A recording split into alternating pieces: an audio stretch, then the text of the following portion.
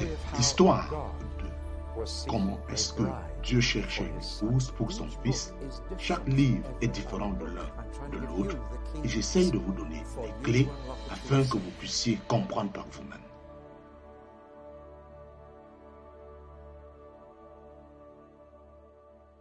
Deuxième partie du livre de Jean.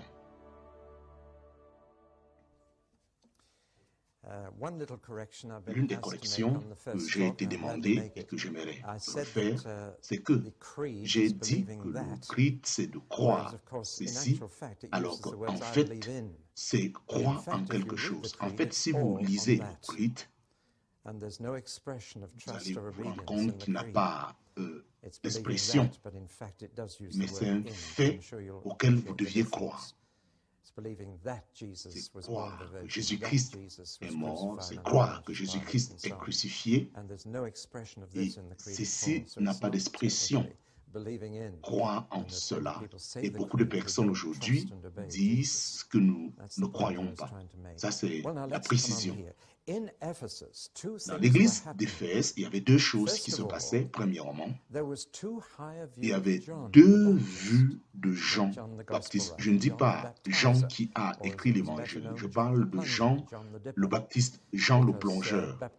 Parce que baptiser, c'était juste un nom qui lui a été donné et il plongeait des gens dans l'eau. C'est pourquoi on l'a appelé Jean le plongeur. Et nous savons, à partir de Acte 19, pour certaines raisons, qu'il y avait un certain groupe de personnes qui, à Éphèse, suivaient Jean Baptiste. Et Paul devrait corriger certains d'entre eux en leur dit, Jean vous a enseigné de croire celui qui viendra après vous. Et je crains que cette dénomination de Jean Baptiste a persisté. Et c'est ce que nous développons souvent des noms des dénominations, Luther, Martin. Nous sommes des chrétiens. Et c'est le nom qui doit être seul utilisé. Mais il y avait ceux qui suivaient Jean Baptiste. Et ainsi, Jean s'est assis pour écrire ce évangile et il voulait corriger ces deux vues de Jean.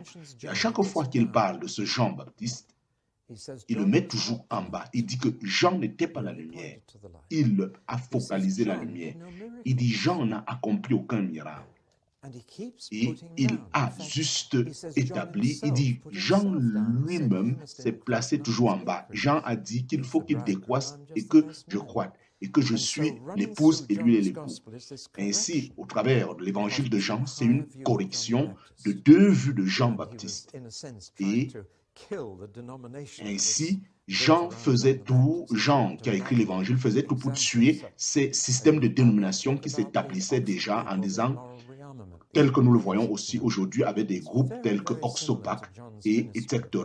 Ainsi, il conduisait ceux qui suivaient les disciples de Jean à se repentir pour être des chrétiens uniquement, afin de suivre Christ et rien que Christ, et ne pas insister sur le Saint-Esprit. Ça, c'est un peu cette forme de dénomination, la manière dont ils œuvrent. Ainsi, c'est possible pour des personnes d'avoir des mentalités très élevées et de continuellement focaliser un seul aspect. Ils sont un peu comme ceux qui suivent Jean. Ils focalisent uniquement la repentance, mais ils ne croient pas au Saint-Esprit.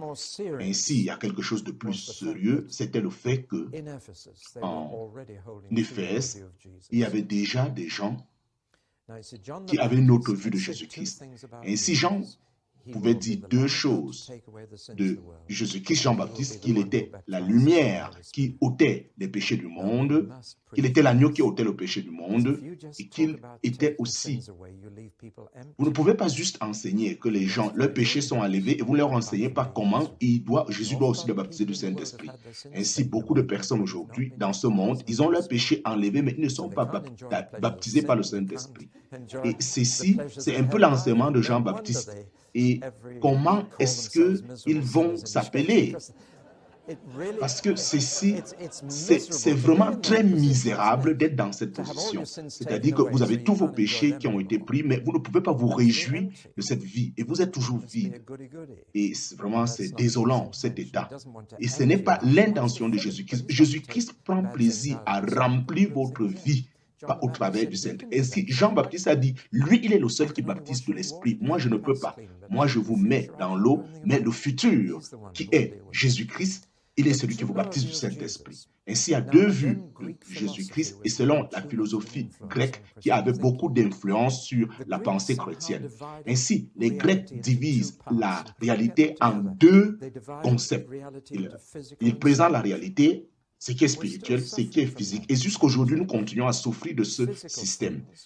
Pour eux, les choses physiques ne peuvent jamais être spirituelles. Les Grecs, ainsi, ils ont divisé ce qui est éternel de ce qui est physique. Et ça, c'est quelque chose de très dangereux. Je ne pourrais jamais laisser un chrétien dire qu'il a un travail séculier. Quel que soit votre travail, tout ça doit être pour la gloire de Dieu. Mais les Grecs ont toujours séparé. Et parce qu'ils ont séparé le spirituel du physique et qu'ils n'ont pas mélangé, ainsi, Bleach a dit que le spirituel est réel, pendant qu'Aristote a dit que le physique est réel. Mais parce que ces deux choses, ils les divisent, alors eux aussi ne pouvaient pas voir en Jésus ces deux réalités. Jésus-Christ, pour eux, ne pouvait pas être Dieu et en même temps un homme. Parce que les deux choses ne peuvent jamais être un dans la pensée grecque. La terre, le ciel et la terre ne peuvent pas être ensemble. Dieu et l'homme ne peuvent jamais être ensemble. Ils ne peuvent pas être en une personne.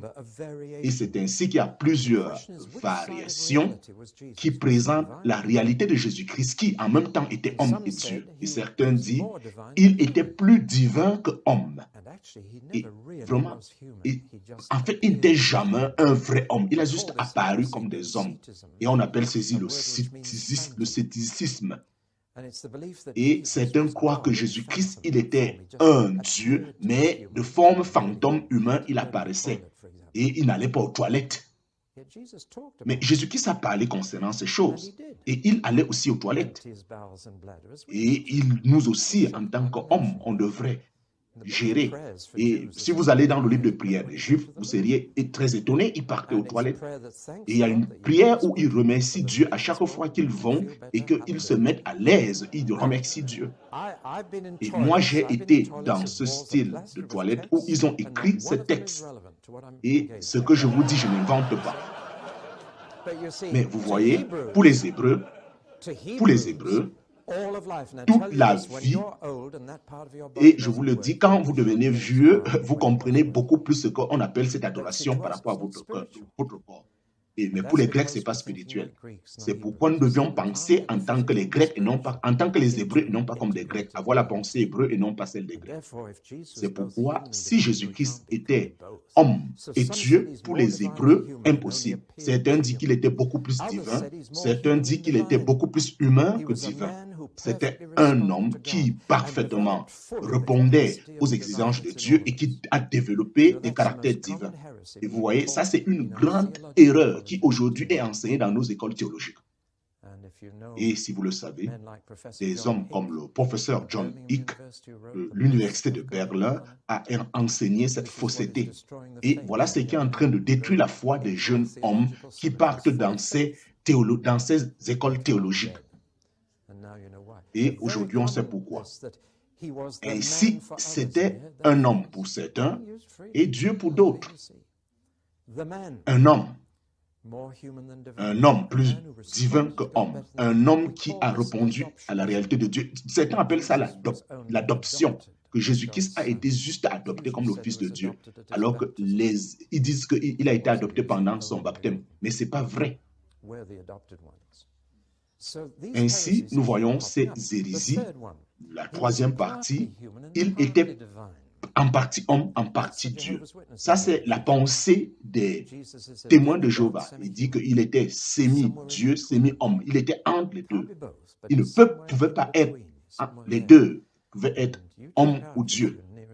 Et voilà la conception des témoins de Jéhovah. C'est pourquoi ils ne peuvent pas accepter ces trois premiers versets de Jean chapitre 1. Ils ont été obligés de changer ça dans leur Bible.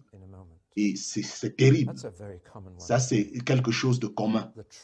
Et la vérité est celle-ci, et que je pense que c'est un point sur lequel nous devions insister.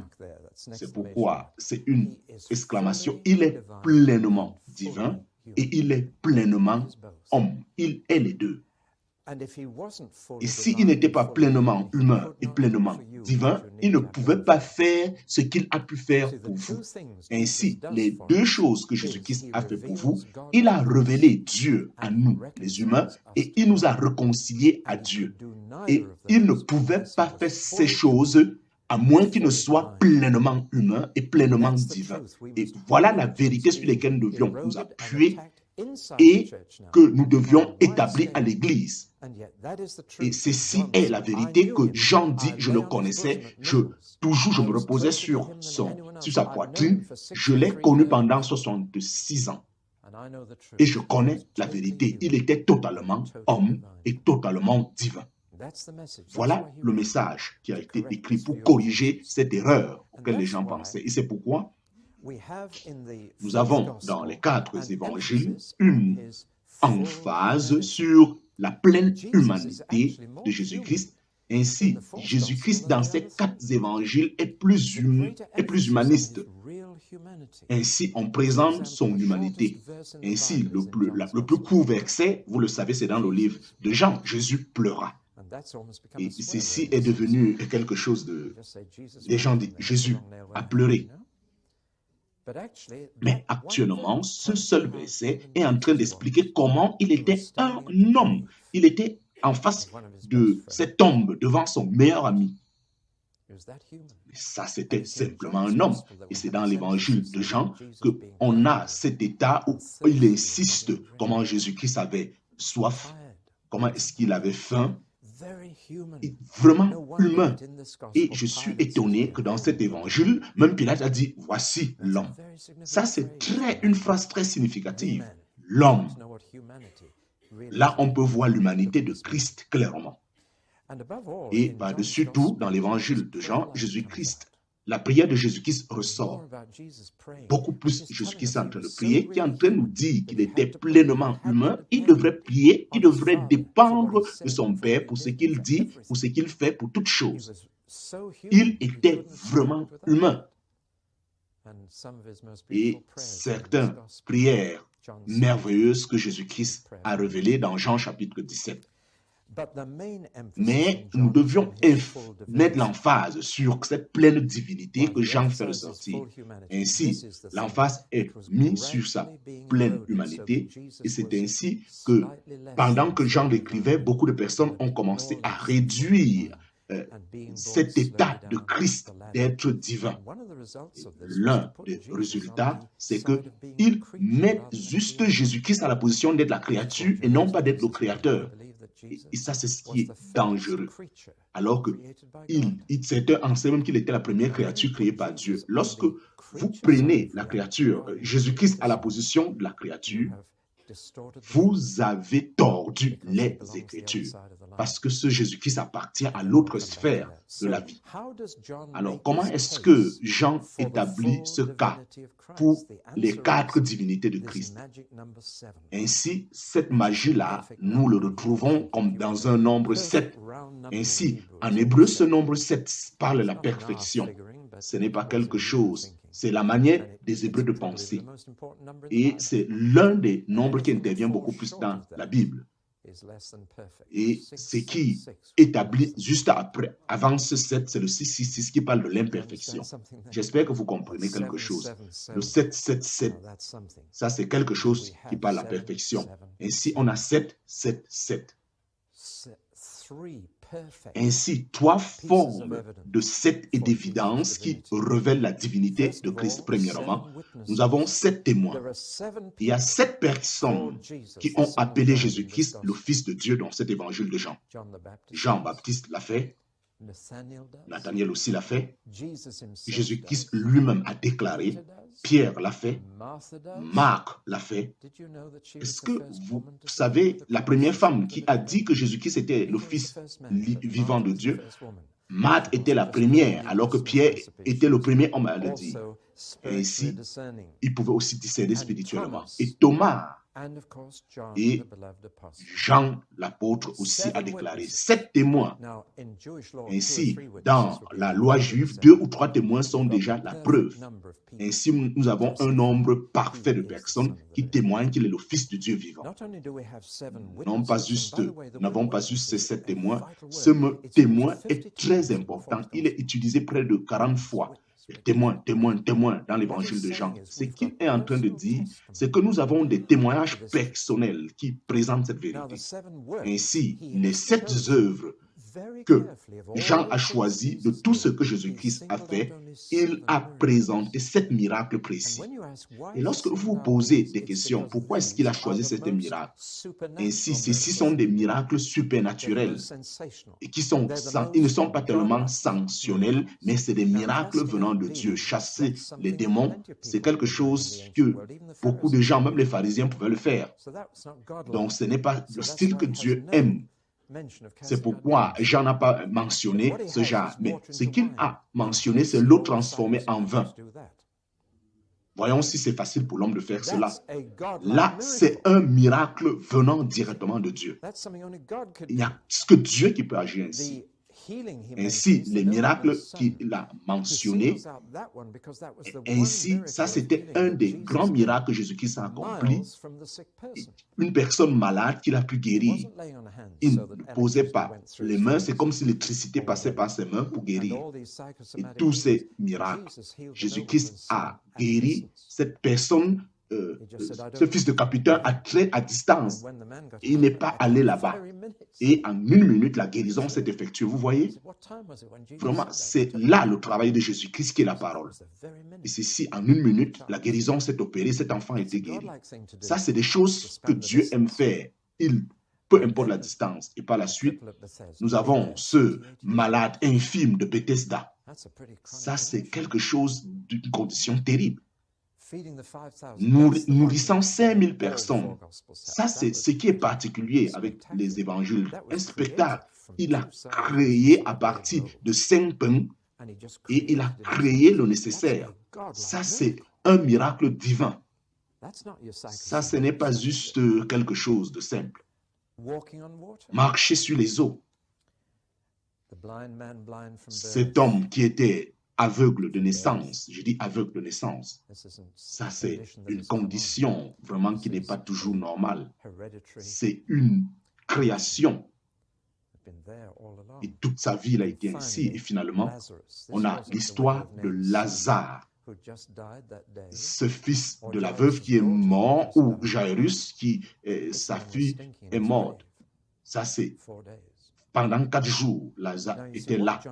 Ainsi, ce que Jean est en train de dire, c'est que si vous ne pouvez pas voir ce que Jésus-Christ a fait, que ces signes, il focalisait quoi? Il focalisait la divinité de Christ. Et Nicodème a dit à Jésus-Christ, aucun homme ne peut faire les choses que tu es en train de faire si Dieu ne les avait pas. Ça, c'est le message de Jean. Ces 7 miracles nous présentent clairement que Jésus-Christ était pleinement divin. Et finalement, nous avons les 7 œuvres, les 7 mots. Jésus-Christ, il était toujours en train de parler de lui-même dans le livre de Jean. Est-ce que vous aimez les gens qui parlent d'eux-mêmes? Moi, je n'aime pas qu'on parle de moi, mais Jésus parlait de lui-même. Et il a commencé par je. Jésus-Christ, dans ce livre de Jean, parlait toujours de lui-même. Il a 7 choses qu'il a dit. Il a dit, je suis le pain du ciel. Je suis la lumière du monde. Je suis le bon berger. Et nous-mêmes aussi, nous disons, je suis, et pense qu'il est qui? Jésus-Christ pouvait me dire, je suis humble. Est-ce que si vous essayez, ça va marcher? Et Jésus-Christ lui parlait de lui-même. Je suis humble. Ainsi, ces titres qui s'est donné, et je vais vous le dire, Jésus-Christ a plus de 250 noms et titres. Aucune personne dans l'histoire n'a de tels noms. Le seul nom que Dieu a, c'est Allah, qui en a 99 noms.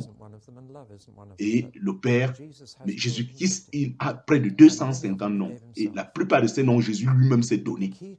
Et la clé ici, c'est ce « je suis » qui en hébreu signifie Yahweh.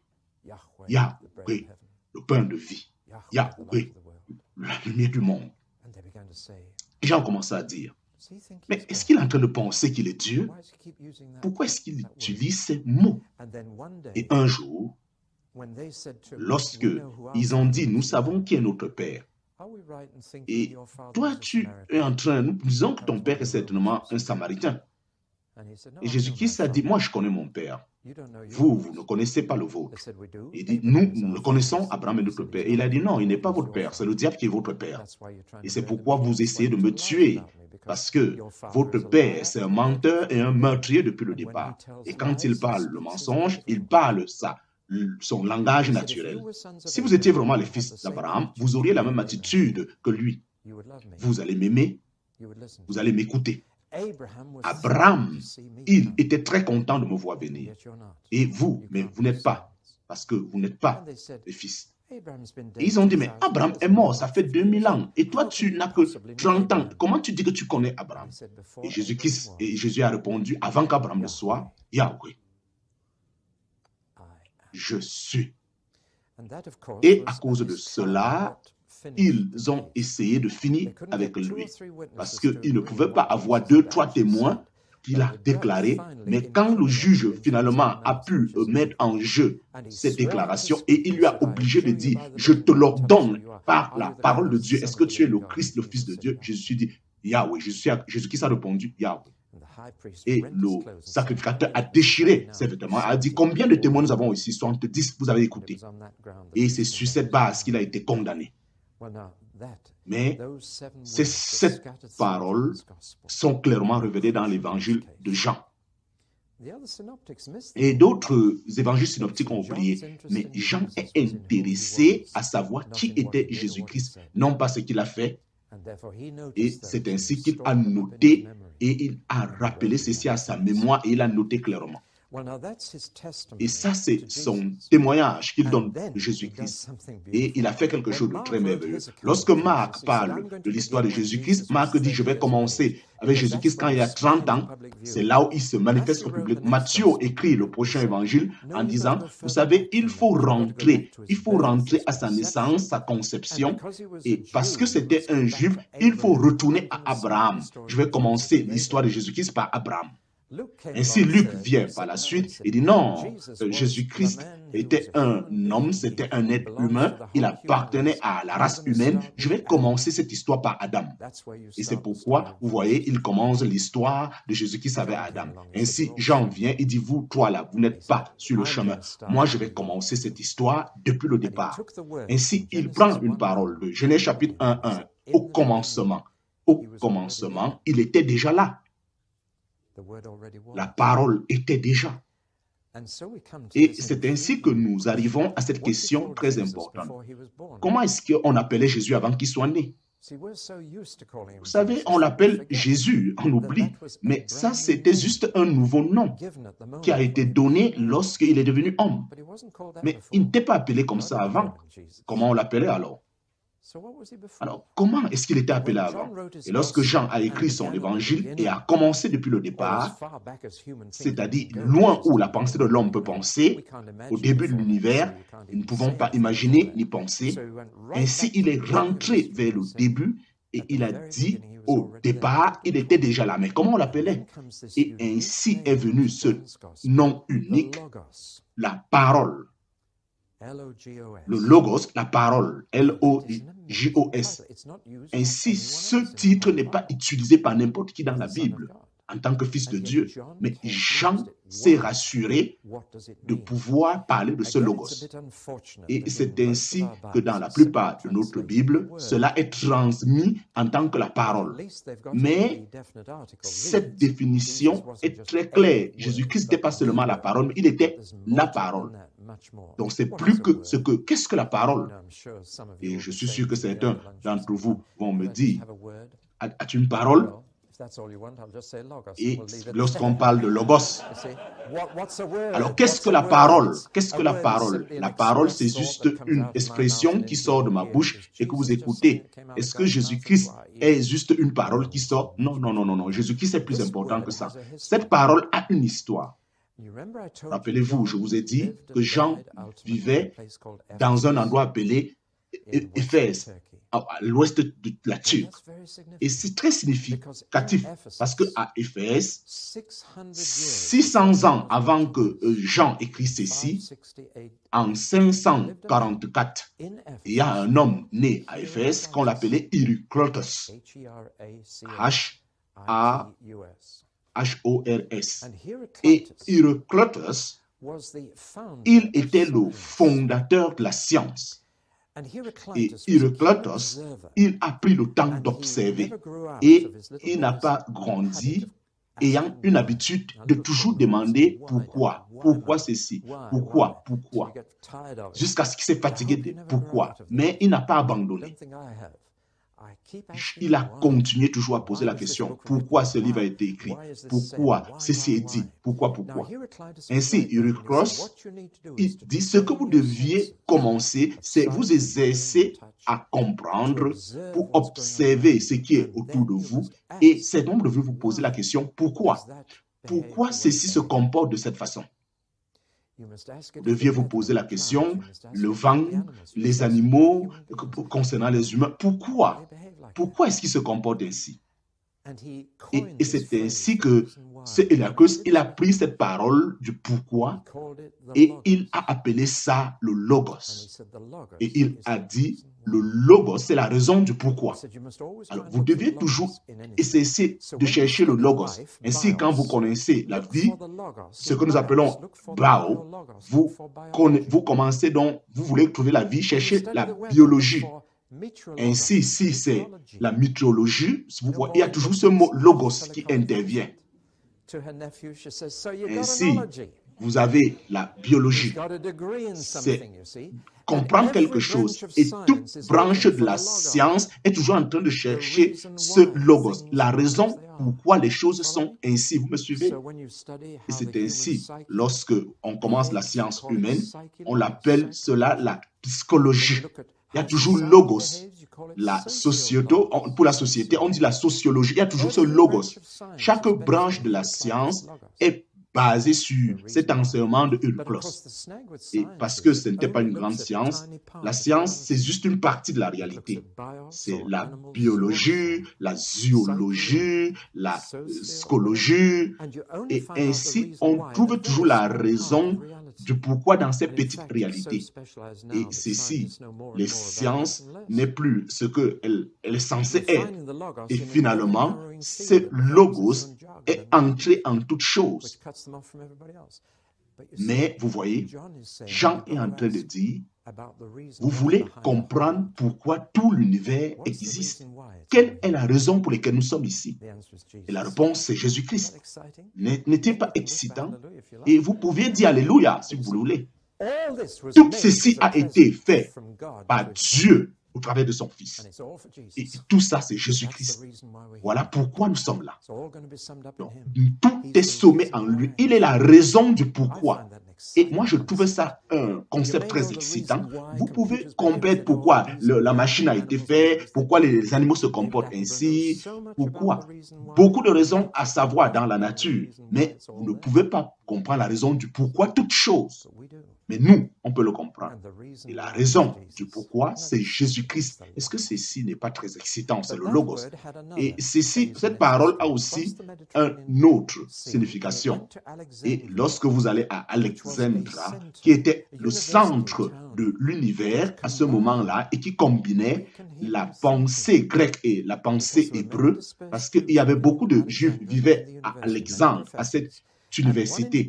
Et quelque chose de particulier, un professeur de philosophie appelé Philo, P-H-O-L-A, et c'est dans cette université qu'ils ont traduit tout l'Ancien Testament en grec. 77 étudiants ont fait ce travail et on les appelle la Septuagint.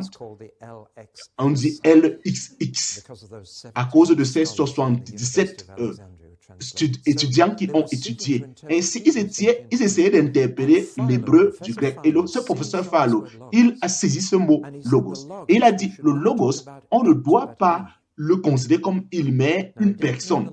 Il n'a pas considéré le logos comme une personne, mais il a personnifié le logos. Il a dit, c'est plus qu'une chose. La raison pour laquelle est plus qu'une chose, on peut personnifier cela. Alors, personnifier une chose, quand vous parlez de votre chèvre, de votre voiture, et ceci est très important. Vous pensez à votre véhicule et vous êtes en train de conduire ce véhicule. Et ainsi, je suis en train de dire qu'il est important de personnifier quelque chose. On doit donner un nom à notre véhicule. Et ainsi, on l'appelle la voiture et ceci. Et nous personnifions ces choses et nous lui donnons une certaine personnalité. Et si c'est pourquoi vous voyez, il dit non, ce n'est pas juste un nom.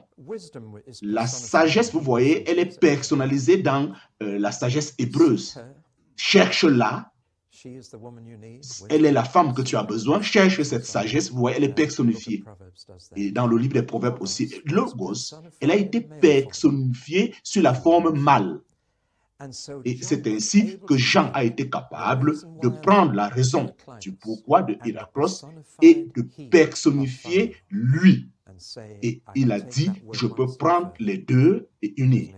Et son nom, c'est Jésus-Christ. Et ainsi, voyez-vous la parole qui est en train. Et c'est très excitant, cette parole. Avant que nous ne finissons ceci, je pense que nous allons lire. Qu'est-ce que Jean est en train de dire? Dans la première page de son évangile, il est en train de dire des choses très pertinentes sur ce logos. Premièrement, il est en train de parler que ce logos est éternel. Au commencement, la parole était là. Deuxièmement, il est en train de parler de sa personnalité. La deuxième déclaration, et la parole a été face à face avec Dieu. Ça, c'est une translation. Lorsque vous prenez deux personnes qui se regardent dans les yeux, face à face, une relation. Est-ce que vous pouvez vous rendre compte que ceux qui parlent que Dieu est amour, que Dieu en trois est une personne. Si Dieu était juste une personne, tel que les Juifs le croient, on ne peut pas dire qu'il est amour. Parce que l'amour est impossible pour une personne de le manifester. Mais si Dieu est plus qu'une personne, Père, Fils et Saint-Esprit, s'aimant l'un l'autre, alors on peut dire Dieu est amour et qu'il est toujours amour. Voyez-vous l'importance de cela? Ainsi, le Logos, il était éternel. Ainsi, le Logos est personnifié. C'est pleinement lui. Troisièmement, la diété et la parole était Dieu. Au commencement, la parole était toujours là et la parole était face à face avec Dieu, une relation personnelle, et la parole était Dieu. Et c'est là où les témoins de Jéhovah ont fait la grande erreur. Ils ont changé cette parole dans leur Bible. Ils ont dit que la parole est un Dieu et c'est toute la différence. La parole était Dieu, pleinement divine. Et enfin, nous venons cet élément. Et la parole est devenue chair et elle a habité parmi nous. Et nous avons vu sa gloire. La gloire qu'on ne pouvait voir que dans le seul Fils unique de Dieu.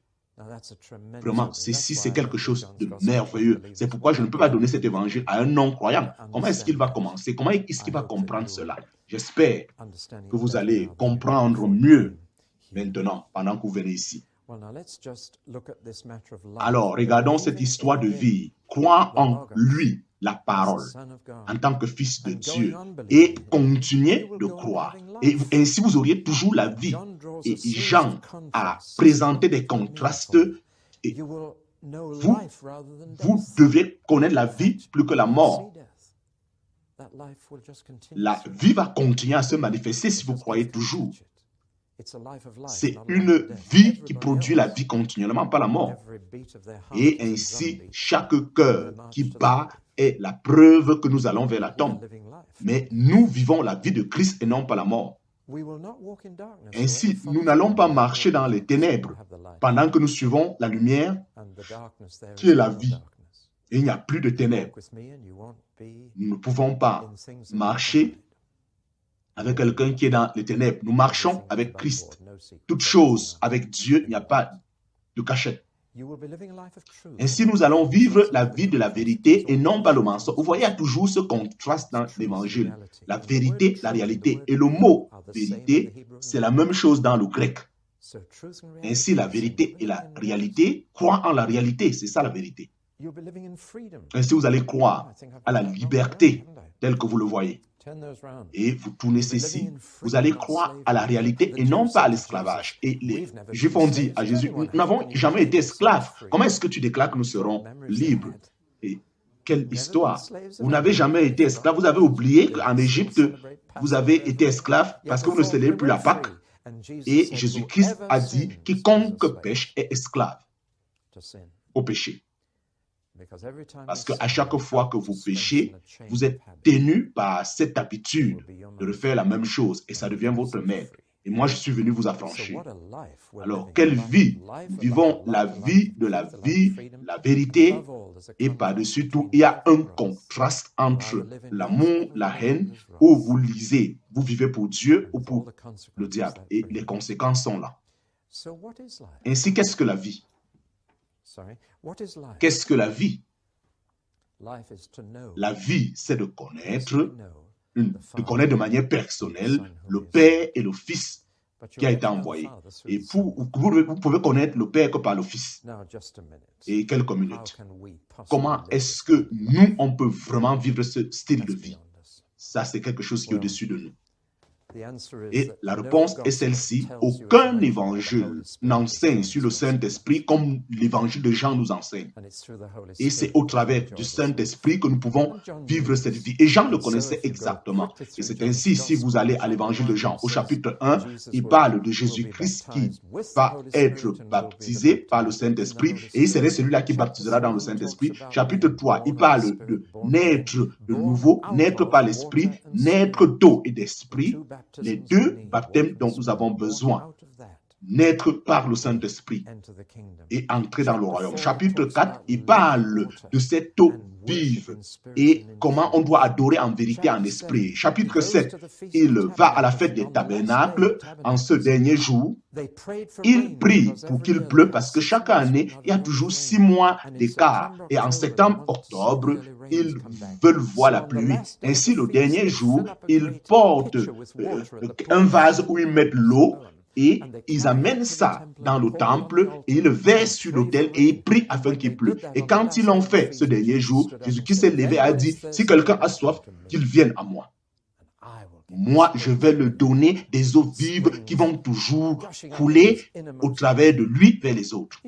Ainsi, il était en train de parler du Saint-Esprit. Chapitre 14 jusqu'à 16 est plein de beaucoup de ce confort. L'esprit de vérité, le paraclète, c'est un mot grec qui signifie klétot. C'est quelqu'un qui est toujours à tes côtés, quelqu'un qui est toujours en train de t'encourager, il est à tes côtés, il te fortifie, il t'encourage. Et un autre confort, un autre qui nous console, et chapitre 20, il les prépare pour la Pentecôte en leur donnant des signes et un commandement. Et le signe, c'est qu'il souffle sur eux. Et il dit maintenant, recevez le Saint-Esprit. Ils n'ont rien reçu à ce moment. C'était juste une annonce pour la Pentecôte. Et si c'était le moment où ils avaient reçu, ils ne pouvaient pas les commander après de recevoir. Il a soufflé sur eux et il a dit maintenant, recevez. Et la prochaine chose qui s'est accomplie, c'est qu'ils étaient assis dans le temple et subitement, ils ont encore écouté. C'est Jésus-Christ qui est en train de souffler et recevons maintenant. Et ainsi, toute cette salle était remplie par le Saint-Esprit et ils ont commencé à vivre la vie éternelle. Et c'est ce que Jésus-Christ est venu donner.